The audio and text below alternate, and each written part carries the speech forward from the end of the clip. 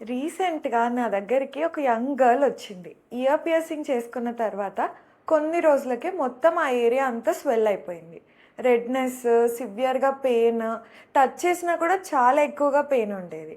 Initially వాళ్ళు ఇది normal healing ఏమో అని అనుకున్నారు. కానీ యాక్చువల్లీ దీన్ని ఇన్ఫెక్షన్ అంటాము.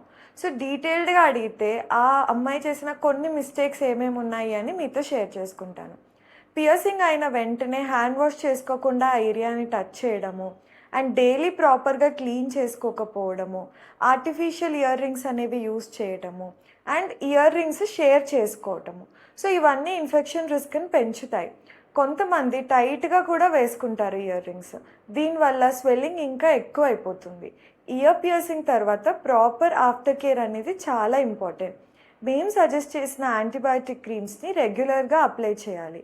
అండ్ ఏరియా క్లీన్ అండ్ డ్రైగా ఉండాలి. డైలీ జెంటిల్‌గా ఇయర్ రింగ్‌ని రొటేట్ చేయాలి. సో దట్ హీలింగ్ ప్రాపర్‌గా అండ్ ఫాస్ట్‌గా అయిపోతుంది. స్టార్టింగ్‌లో గోల్డ్ లేదా స్టెయిన్‌లెస్ స్టీల్ లాంటి హైపో అలర్జెనిక్ స్టడ్స్ యూజ్ చేయడం better. Because allergy and irritation chances చాలా ఎక్కువగా ఉంటాయి అదర్ థింగ్స్ యూజ్ చేస్తే. కిడ్స్ అయితే ఎస్పెషల్లీ కేర్ఫుల్‌గా ఉండాలి. రిపీటెడ్‌గా టచ్ చేయటము లేదా పుల్ చేయటం అనేది చేస్తుంటారు. కొన్ని వార్నింగ్ సైన్స్ మాత్రం అస్సలు ఇగ్నోర్ చేయకండి.